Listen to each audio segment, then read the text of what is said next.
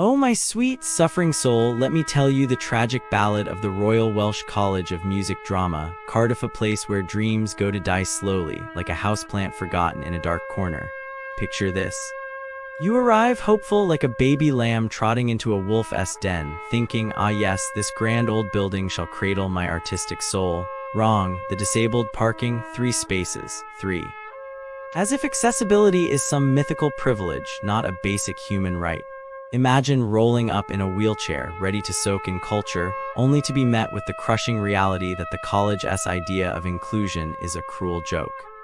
But wait, maybe they think disabled people only come in 3s, like some tragic mobility-limited boy band? And then, oh, the heat. It's like they race slowly roasting you alive, turning the lecture halls into a sauna of despair.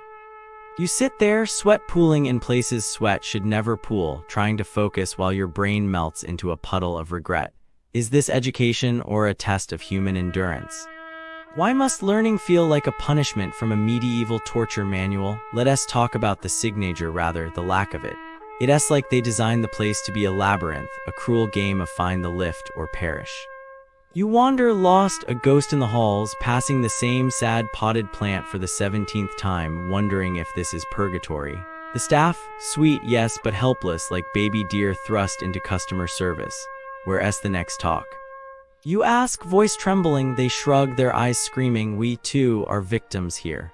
Now the cafe, oh the cafe, the staff move like they've been cursed by a witch to never show enthusiasm.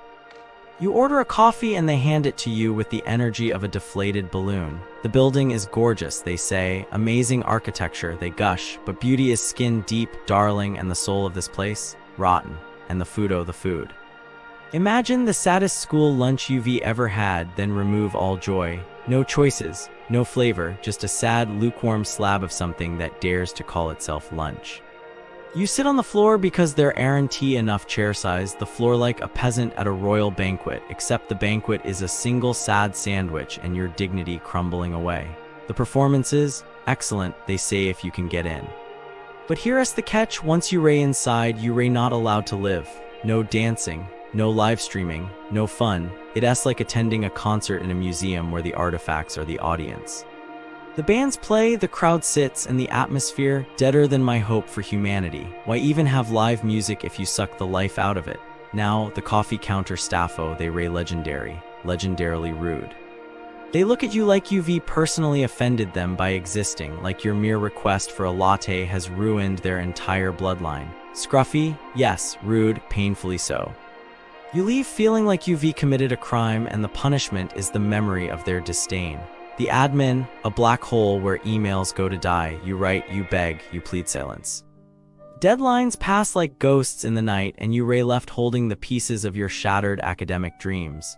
The accommodation, overpriced shoeboxes with damp walls and broken dreams. You pay luxury prices for prison conditions.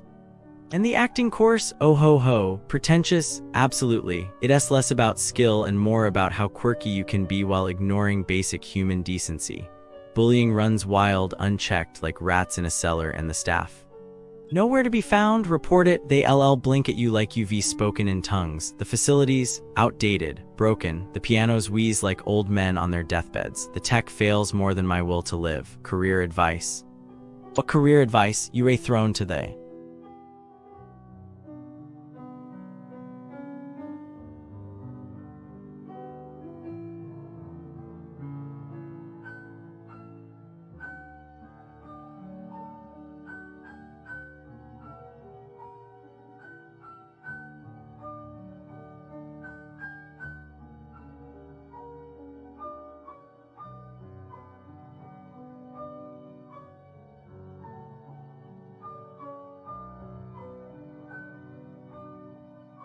Oh, I was looking into scams near Royal Welsh College of Music Drama, Cardiff like. It's so sad, People come here for such nice things and then Businesses near Royal Welsh College of Music Drama, Cardiff, they can be tricky sometimes.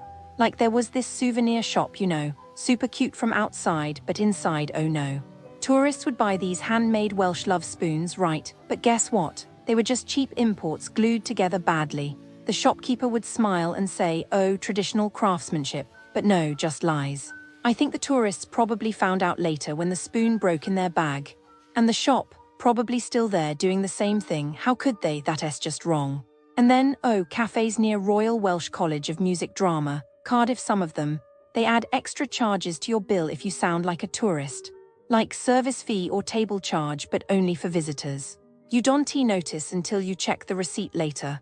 And then what? You're already gone, so you can even complain. I bet the owners think, they'll never come back anyway. So mean. And this one, there was a charity collector near the college, with a clipboard and everything, but no real charity. They stop tourists, ask for donations, even take card payments. And then the money just disappeared. No charity ever got it. The people who gave probably felt so cheated.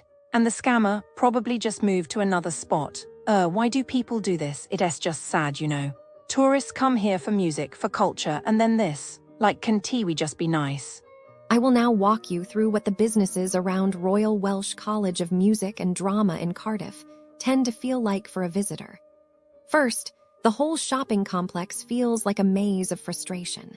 The car park often turns into a waiting room for 1,000 cars, and the price of a spot seems to change more often than the weather. Visitors describe the lifts as slow and unreliable. Sometimes only one works during the busiest season, and the rest force long climbs upstairs. Cleanliness inside the center is described as lacking, with dust and leaks appearing in the corridors, and the bathrooms smelling worse than a highway rest stop. The overall impression is that paying for a place that should be easy to move through becomes a test of patience. The name of that center, St. David's Dewi Sant, illustrates the pattern. Shoppers notice that on busy days the exit feels blocked, that the staff rarely greet you, and that the parking system only accepts card payments, leaving cash users feeling excluded. The whole experience feels like a poorly run train station where the signal lights never turn green. Next, the health and spa world feels more like a neglected gym than a place of calm. The steam rooms and showers are often described as dusty and moldy. The equipment appears rusty and broken, and the overall smell is described as damp and unpleasant. Even when classes such as yoga receive praise, the surrounding environment makes it hard to relax. The cost of a membership does not seem to match the level of maintenance, and attempts to get help are met with vague replies that disappear like a whisper in a loud hallway. The business known as Laguna Health and Spa follows this theme.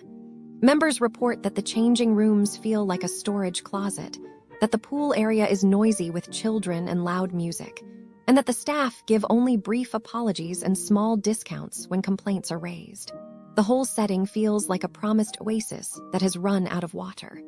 Turning to food, the Vietnamese bowl house feels more like a cashless experiment gone wrong than a comforting kitchen. Diners note that there is no cash option at the entrance, that service can disappear for minutes while staff chat elsewhere, and that the food sometimes arrives without the expected fresh vegetables. Some customers even describe finding an unexpected insect in a noodle bowl, a detail that turns a simple meal into a moment of surprise.